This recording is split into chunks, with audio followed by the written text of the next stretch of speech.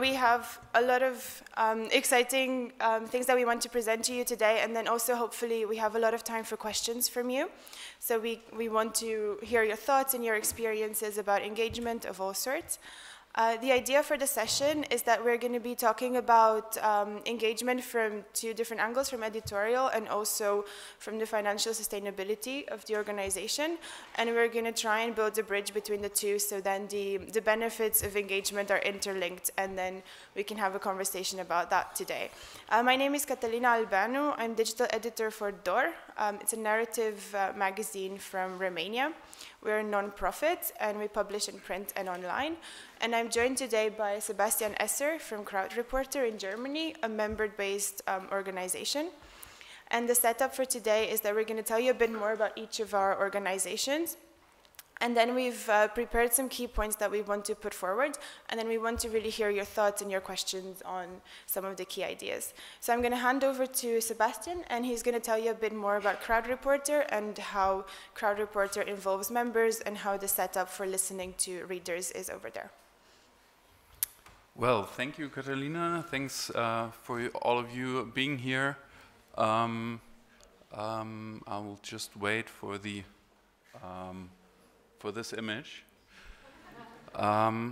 So I think this is how we journalists tend to see ourselves. You know, we're thoughtful, we're intelligent, we're well educated, we're good listeners, like here David Byrne in this television series. He's playing a psychotherapist. We're idealists, we're critical thinkers, we're good people, right? I mean, look around this room.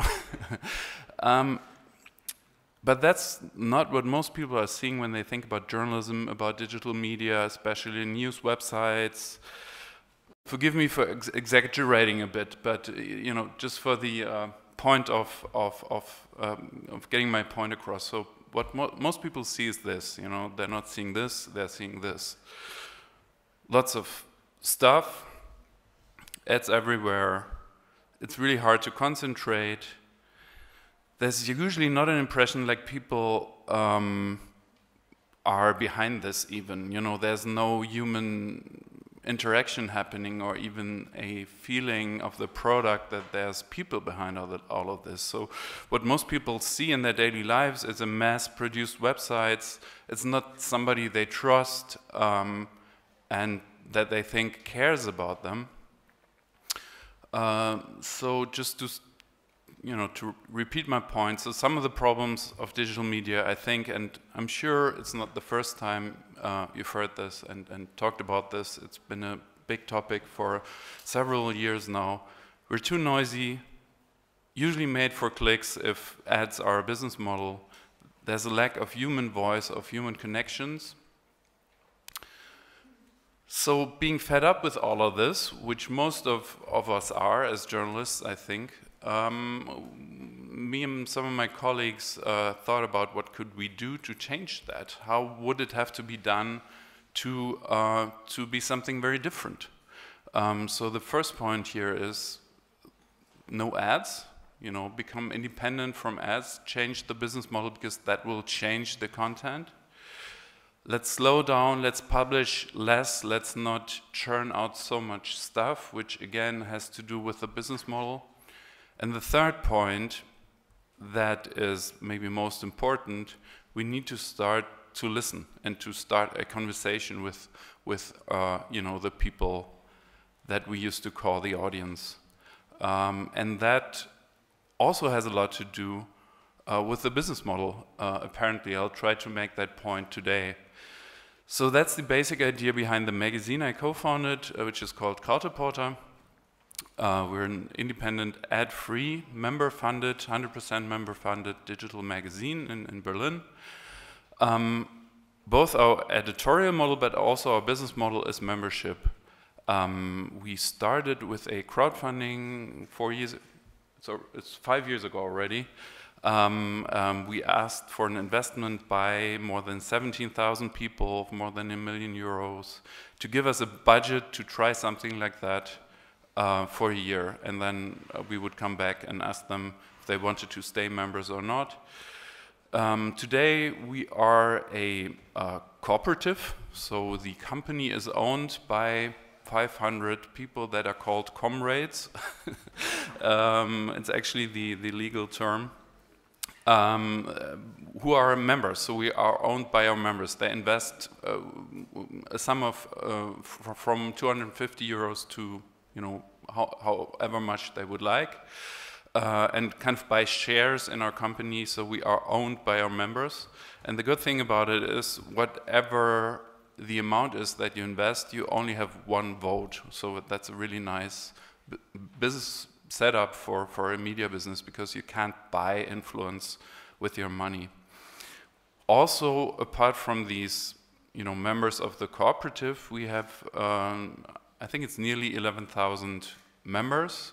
So these would be called subscribers in other contexts, who pay between 5 and 10 euros a month, depending on how much they want to pay.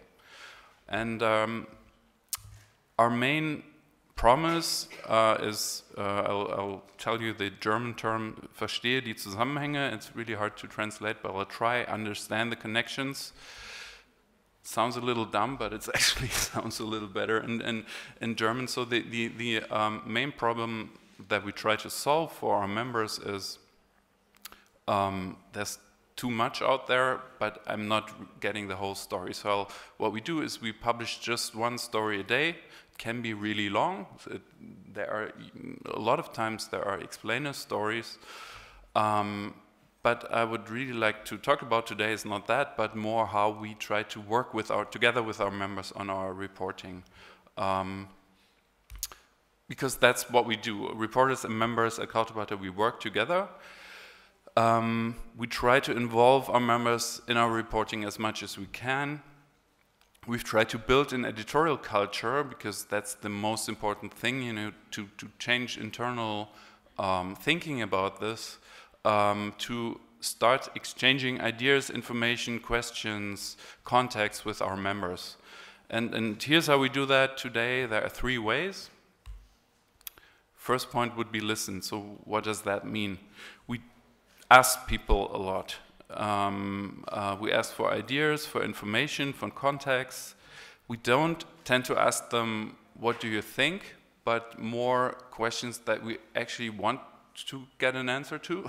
You know, usually you do this, you write an article, then you ask, well, what do you think? Or mostly you don't ask, people just write their opinions underneath that article. And we try to move that up front in the process. So before we start reporting, we ask members. And how do we do that?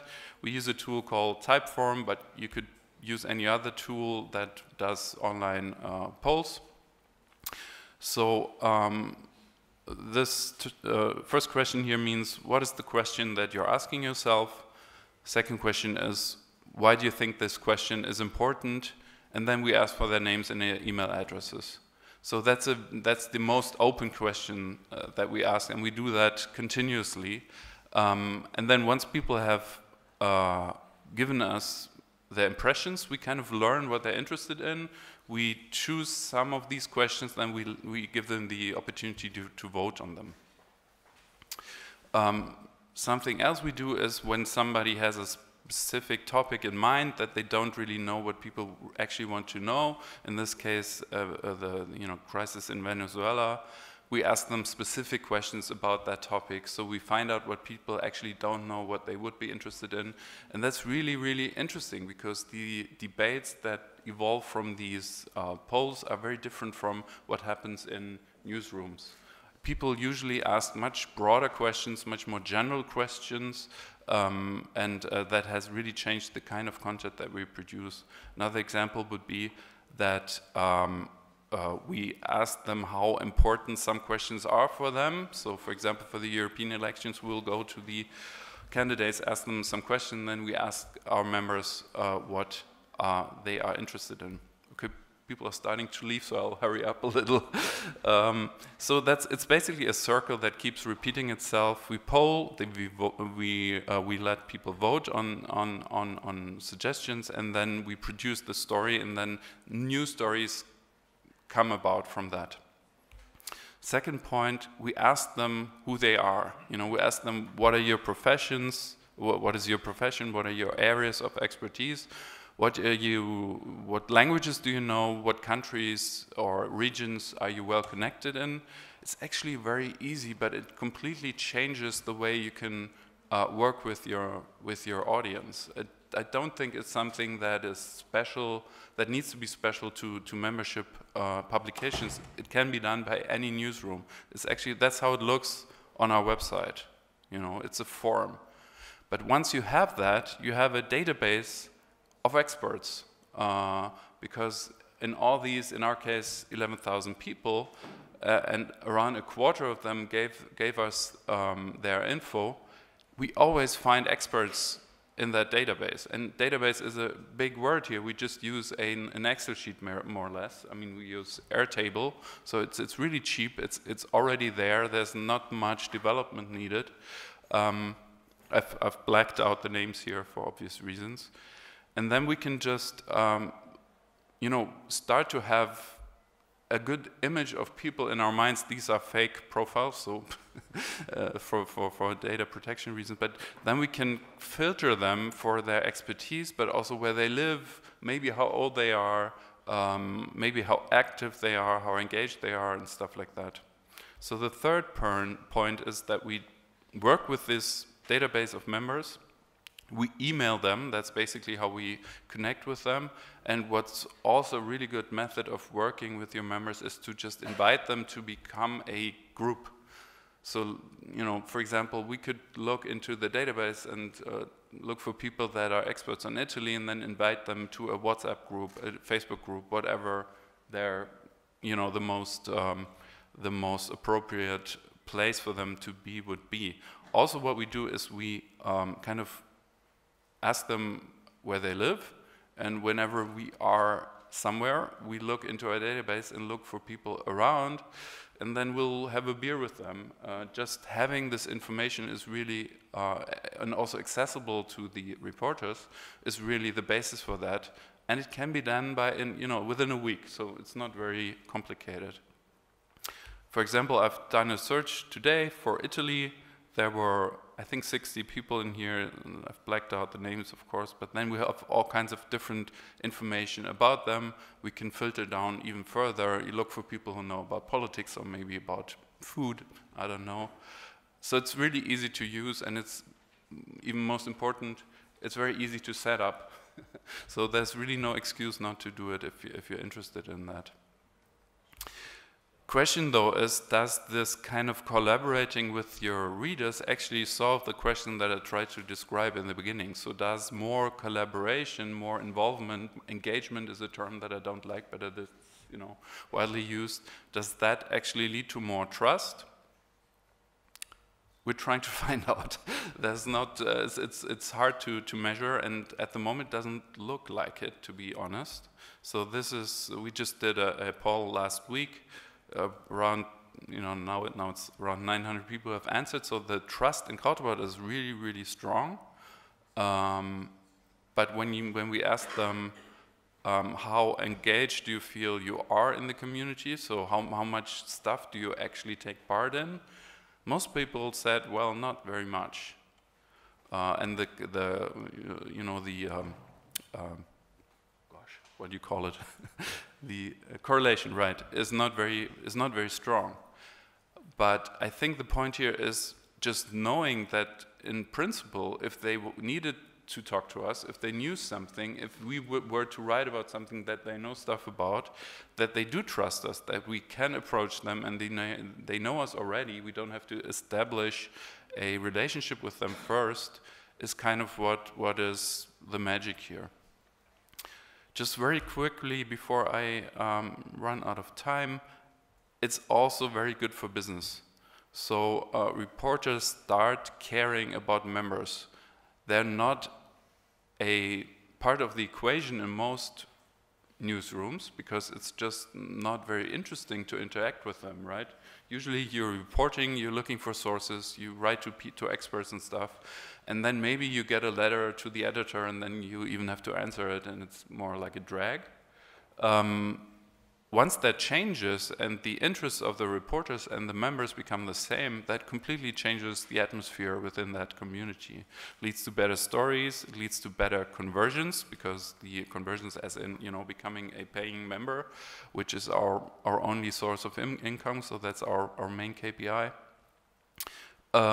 It leads to having actual relationships, so the churn goes down, people are not buying, and then when they don't use it, they stop paying because they're not buying something, they're contributing stuff to a community. Some of that stuff is money, but mostly it's about having this community of people who are like-minded.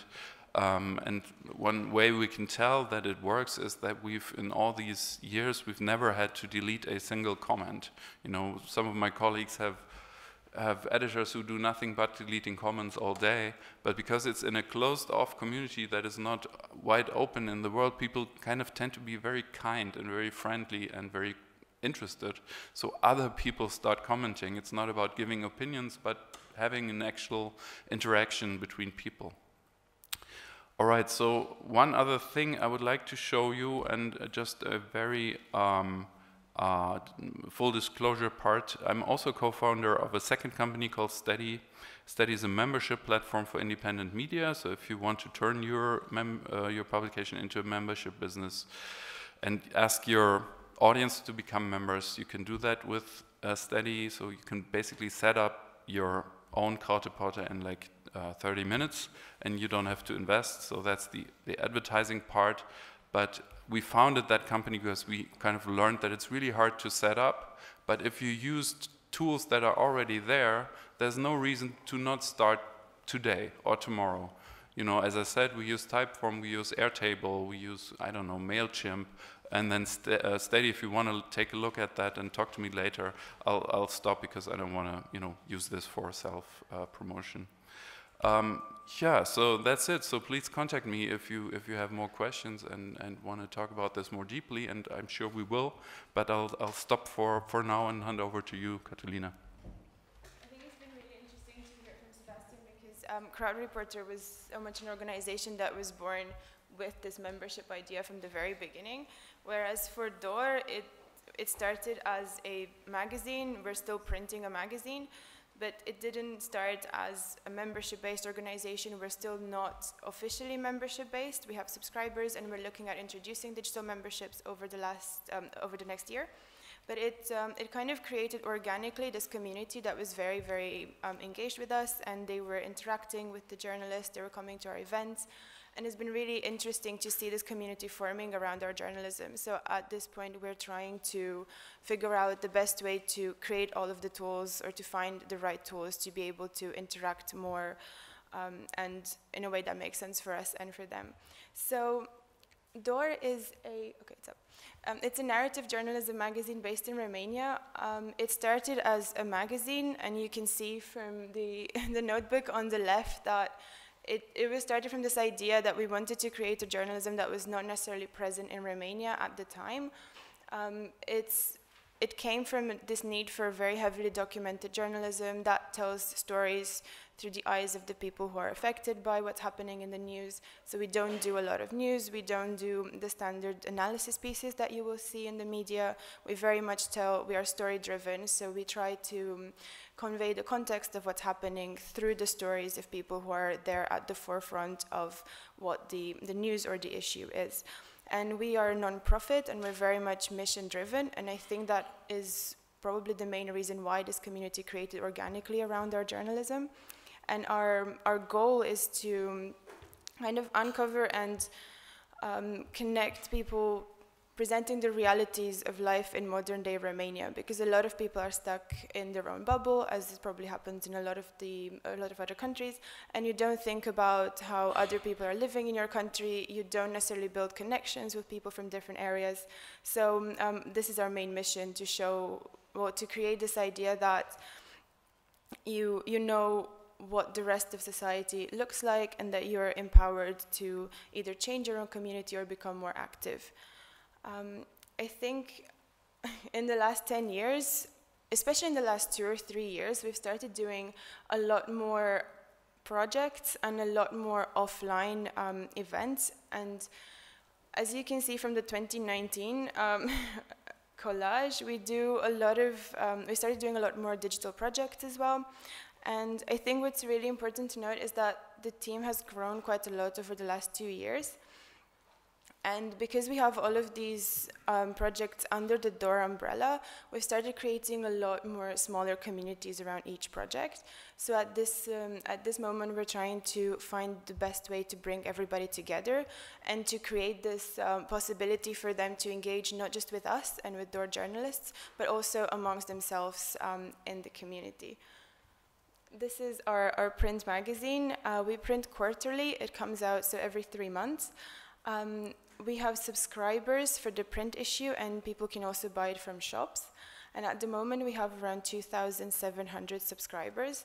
And what we've noticed is that people who buy the magazine usually share it with a few other family members or friends. So the actual reach of the magazine, although we don't have numbers for it because it's impossible really to know, is a lot more than that. And we're hoping that by offering different ways for people to engage and support us online, we can get a better idea of who our most engaged and connected readers are.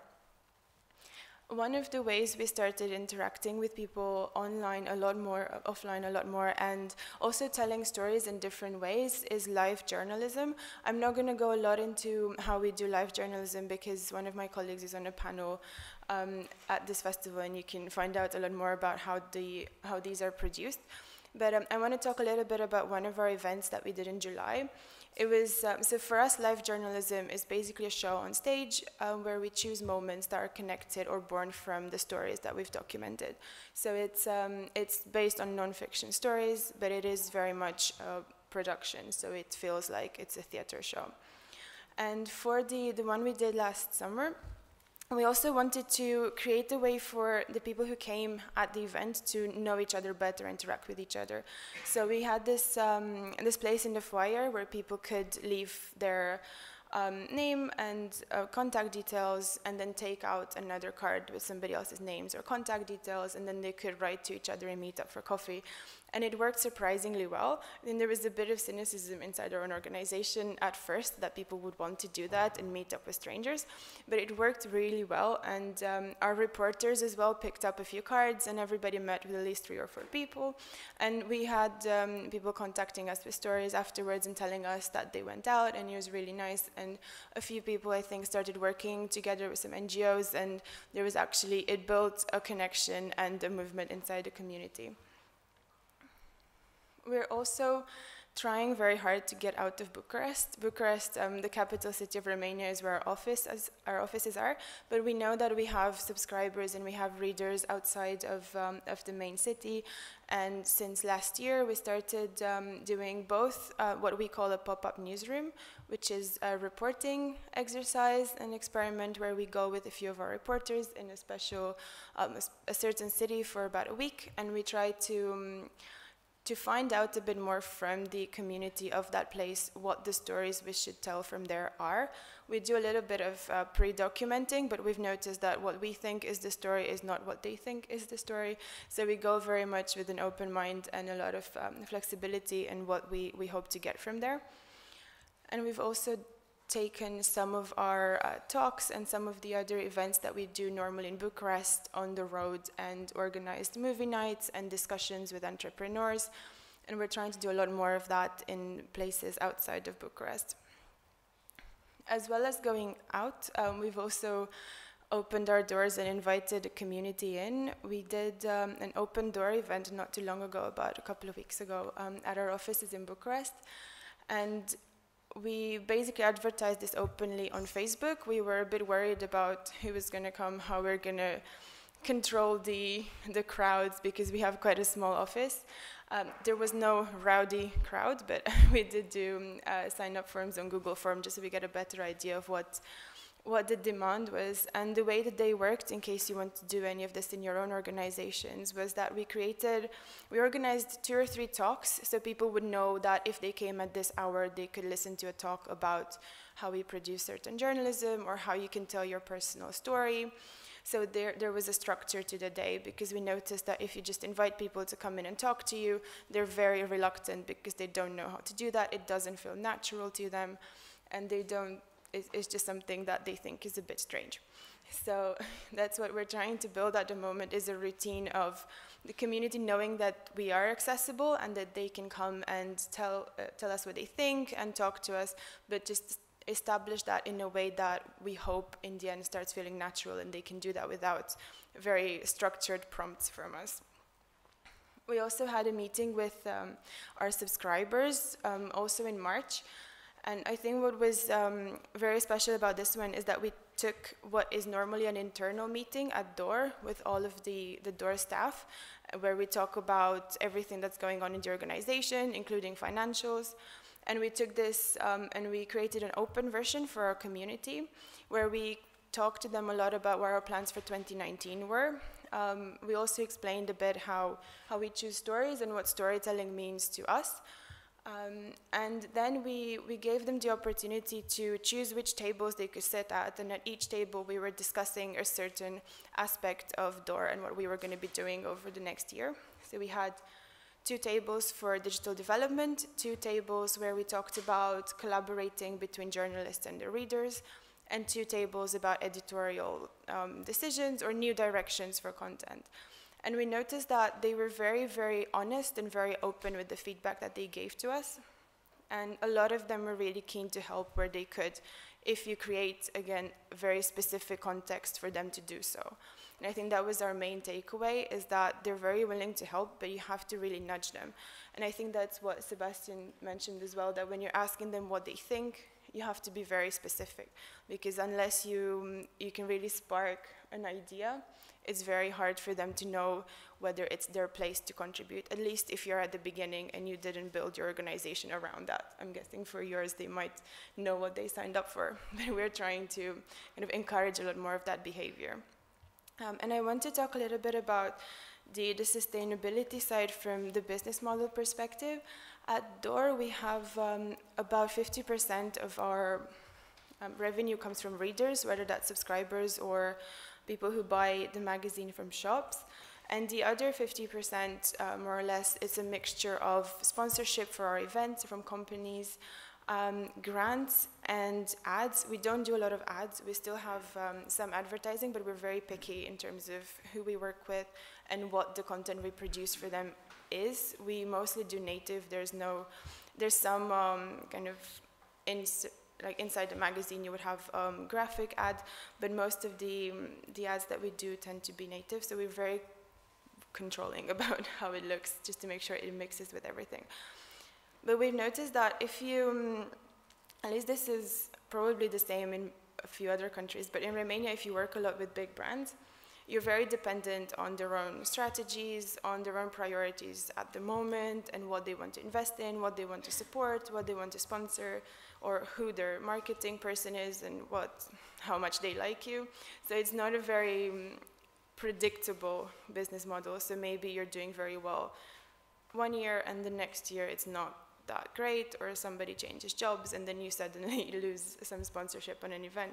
So one of the reasons why we think having a closer relationship with your readers and trying to increase the numbers of readers who are also contributing and supporting financially is that you know that if they feel a connection with your brand, and if they feel like you are doing journalism that answers to their needs, or that you are creating a community they want to be a part of, they will support you in the long term, and they will be there no matter what happens on the commercial side, or what happens with your bigger sponsors. And I think another benefit that we've noticed recently, which was very surprising, we're in the process of building digital memberships, and for this we have some funding to work with a couple of developers from the Engaged Journalism Accelerator, and we started telling our community about this. We have a special newsletter just for the subscribers. So we talked a lot about what our plans are, and we announced that we were looking for developers to work with us. And we had a few applications who came in from people who were either subscribers or who were told by our subscribers that DOOR was looking for technical staff to help with the project. And we also had people reach out saying that they're not looking for a job at the moment, but they can help us with 2 or 3 hours a week to help kind of build, or if we need any additional support on certain other things around the project, that they were willing to help. And I think what's really valuable here is that even if you're recruiting or if you're looking to develop in a certain direction and you go and reach out to your community about it, you will get applications, or you will get people who want to help you because they are aligned with your mission and they know your organization and they want to contribute in a meaningful way. So they're not there just because they need a new job. And that was, I think that was a very surprising takeaway for us. I'm going to stop there, and I want to kind of open this for discussion. If you have any questions for us, please raise your hand, and we'll take any questions about anything that you've heard before or any other things that you're curious about working with your community or listening to your readers. But I think, first of all, I want to kind of ask, and maybe this is my question for you, and then feel free to throw it back at me, but I'm wondering, how do you deal with feedback from your community? Do you have any sort of process of implementing any feedback that you get, whether that's positive or negative? How does that work for you? Well, first of all, any feedback needs to be answered. I mean, that's like the company policy, but I guess that's not that unusual. And usually it leads to just having conversations. And our goal is to not, just answer a question and then case solved, like a customer service kind of approach, but try to start conversation and really try to find out what may be behind those questions. Because usually there's a story there, or a pain that we can address and use as material for stories. Yeah, having a good relationship, even though you've never talked to somebody, but through being a member of the same community that shares values and processes and it kind of feels like members of a tribe, that really helps having those conversations. And when I visited your Power Storytelling conference last year, I felt this really strong connection with your community. Really amazing how everyone kind of understands without saying much.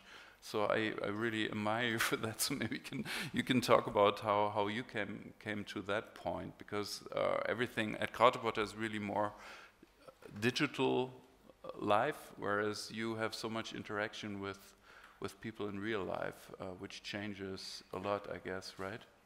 Yeah, I think the main, I wouldn't say difference, but the main benefit of doing offline events and having everybody in the same room galvanizing around a talk or a storytelling show is that you're creating a shared experience.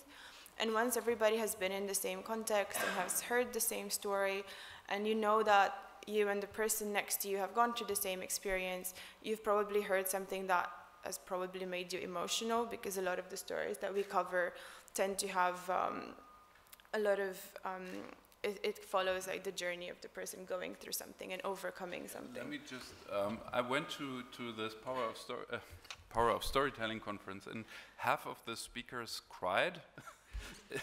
So it's an amazing conference. If you like Perugia, you should go to Bucharest. I think it's in September. It's really amazing. Yeah, we don't tell anybody to cry, but we also don't tell them not to cry, so it's okay.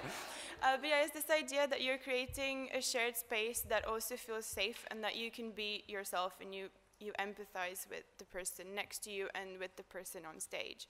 And ultimately, when you're talking about what you're doing and why, a lot of that reasoning comes from your life. It comes from something that you've experienced that makes you want to dedicate yourself to that. So I think it's coming from that. And because a lot of our events, as well as our storytelling, has that personal note attached to it, I think that really helped create this space where everybody in the community knows that they can engage with us and that we will listen, and that they can also listen to us because we are personable, we're not. I think as well, going out of the online world and into events like this, they know who we are as well. We're not just a brand that they read. They know who the staff is. They know our story as well. And so I think that's what really helps in the offline world. I'm wondering, do you think okay, because it's all good, I think especially as being a cooperative, do you feel like sometimes listening so much to your readers has any downside for you? It takes a lot of time. you know, it's having conversations takes a lot of time, but then again, reporting takes a lot of time. You know, you have to talk to people to find out stuff, and we just tend to talk to people that we already know, and then it tends to be more interesting. But it is certainly a different job description for our reporters than in other newsrooms. Yeah. How does it work consulting your members on maybe strategic decisions, on not necessarily the editorial side, but maybe on what crowd reporter should invest in or what you should experiment with next? How does it work when it comes to these strategic choices? So we make our own decisions without consulting too much, I have to say. We try to be as open as possible about them, explain why we came up with that, but having votes on all kinds of stuff that affect money, that affect, you know, reporters' incomes and things like that, I don't think it's good to do management by committee, so to speak, but it's all about communication, and maybe you're hinting about a little bit about what happened at the Correspondent, which was a lot about communication, and as far as I can tell, and I so feel the you know, the difficult situation that's happened there, because it is difficult. It is communication one too many, and then some of them answer, but there's a collective kind of thinking about this that is more unspoken. So it's very complicated. You have to really, you know, make sure that you still know what's going on. Yeah. Also, talking about conversations, maybe you start asking us questions and start talking to us, so we don't continue being really happy about each other. We're going to take the question from the front, and then we're going to come to you. Can I ask two questions, please? The first one, I try to talk back to the people who comment below the line as much as I can, but it's certainly a major issue of moderating them, because quite apart from the racism and sexism and obscenity, but people start attacking each other in comments threads. I'm wondering how much you need to moderate for good behavior in feedback, in public discussions.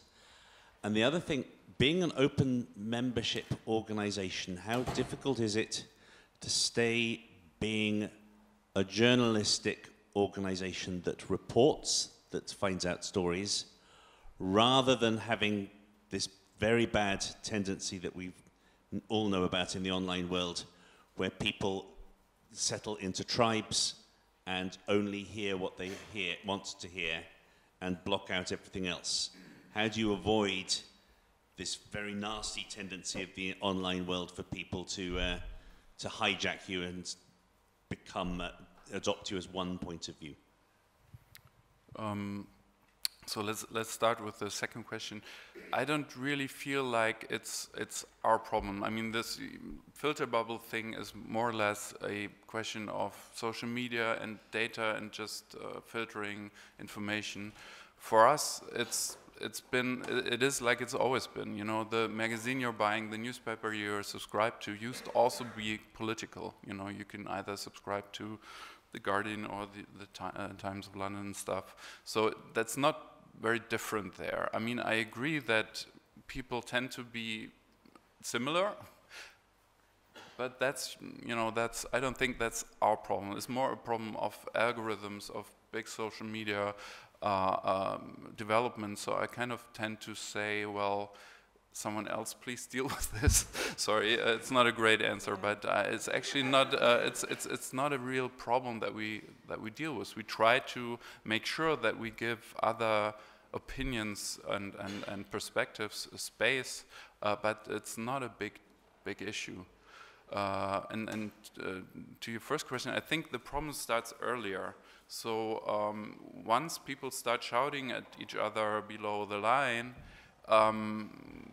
it's also a product question, because if people are kind of feel like they're in this fighting cage already, but you've put that fighting cage under your article, so if you were to only allow comments for registered paying subscribers or members, if you call them that, that completely changes the setup. I'm pretty sure you would not need a lot of moderation. For example, we don't do moderation, we don't do that. I mean, we do have people who kind of start shouting, but then usually the next person says, you know, this is not the right tone here. Please say sorry. And then I have several screenshots where people say, you're right, I'm sorry. And that's amazing, you know, that usually doesn't happen, but it's because there's a wall around that community. People don't feel like they comment into the world. They don't start shouting opinions to the universe, so to speak, and then somebody else starts shouting even louder. It's a different setup when there's a wall around it and people feel like they are in a safe space of people who kind of share the same tonality and worldview, I guess. Because we're in a different position. We don't have any sort of paywall at the moment, so to comment on our site, anybody can comment. And on some of the more sensitive topics, people can get a bit toxic, I suppose, so we do have some moderation that we have to do. I think we're both on WordPress, so for a lot of the comments, somebody, if it's the first time that you've commented on the website, somebody has to approve you. So we do tend to read a lot of the comments, and we make sure that the ones that are constructive, or at least not completely rude and with profanities, I think that's where we draw the line. So there is an element of moderation for us, and it's very important, but the tone of engagement on our website, it's much more polite and constructive, and people add a lot to the conversation compared to Facebook, where I think there's a very big difference of the comments that you get on Facebook to the comments that you get on the platform. And to the other question about the bubble and just writing what your community wants to see, we've had an interesting experience at the meeting with subscribers at one of the tables. Somebody said that what they were actually looking for and what they would like to see from us is even smaller bubbles. They were looking for a bubble within their bubble, so they just wanted to really, really focus on something and not necessarily, at least that's what they wanted at the time, more specialized content about one or two things that they were really interested in. But what we try to do is to make sure that our content does two things for our readers, is that that they can see themselves reflected or some of their issues and concerns reflected, but also that we publish things that surprise them, which sometimes goes well, and sometimes we get mixed reactions from them because they don't understand why we're writing about, for example, very recently, an 18-year-old vlogger. That was apparently a controversy that we didn't necessarily see coming. But it's especially because we're trying to make sure that we are giving new things, and we are not just pandering to what we already know that they're interested in. I think as well, this helps us have a community of people who are very curious, hopefully, and they are open to reading new things and finding out things about how other age groups or other people in the country are living their lives. It does help us not just reflect the community and then you just become something that's just very, very niche and doesn't quite provide what journalism should provide. You want to go back at the back for the question? Yes. Hi, I'm Thomas Burns, a creative director at Coda Story. It's very inspiring to hear about these models of engagement. It's a great reminder for all of us that even though we all talk about engagement, in theory, in practice, engagement for so many media organizations means consumption or engaging over social media, you know, a like or a share or something like that. So this is what I'm hearing from you is actually very productive engagement, and it's very inspiring. I actually had a question to you, Sebastian, about the business model for your collective. And I love the fact that every sort of investor only gets one vote, because yes, you're right, that sort of reduces the temptation for influence. But my question is, I mean, again, on paper, that is a wonderful business model, but how do you incentivize these members of your collective, to contribute above the sort of lower minimum levels? Why would someone contribute $1,000 for the same vote that someone else has for $25 or $50? Well, usually because I mean, you have to ask yourself, why do they even buy shares at all? And I think the answer is, I'm not sure if I'm right, but that's how we operate, is because they want us to be there, they want this to be in the world, they kind of join a club of people who want something to be there. And so if you put it in terms of in economic terms, maybe their return on investment is not more money, but it's something else. And then it's for us as the the management team, it's asking for money for something that we feel is worth it. That's the money that they put into the company is not really for our everyday business, it's for investing in stuff. And it needs to come back, otherwise we go broke. So it's kind of like financing rounds, and then we have to make good arguments why we want to put money into Facebook ads. People didn't want that. I would have loved to at least try it, but they don't feel like we should put that kind of money into Facebook ads. So then I'll have to come up with a better idea, and for example hire a reporter for topic XYZ, and then they think about whether they think it's a good idea for the company, but not in terms of return on investment. So how can I make, they don't see it as the stock market, but the return is something else. Yeah, but you're right. I mean, I would love our cooperative members to invest more. So I'm open to any ideas. Do we have any other questions? Yes. So, hi. My question is about, you mentioned you have an engagement score on Crowd Reporter. How does that work? It doesn't work well. And that's why we're also part of the project by the European Journalism Center that has given us a grant to find out. That's what these numbers were from that I was showing. What are the signals that actually show trust or actual engagement? Because engagement has become like this BS term for everything, from liking something to shouting in the comment section and stuff that if we took this number seriously would count as really great engagement. If you're angry in the comment sections, usually that's good for the engagement score, and that's not the basic. That's basically the opposite of what we want. So what we'll try to find out is what are the correlations between people saying I really trust this publication and this is what I do on the website. And once we come up with a good way to measure it, we're not sure we can, we'll tell you, because I agree it's the really relevant and really interesting question in here. We have some questions at the front. Yeah. Good morning, I'm Francesco Facchini. I'm a mobile journalist and a mobile journalism professor.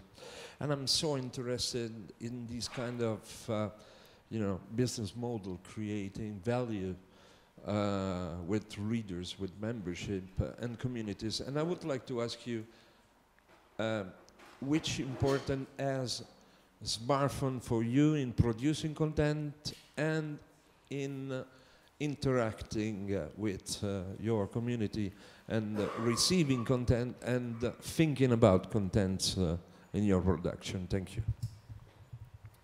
I can take that first.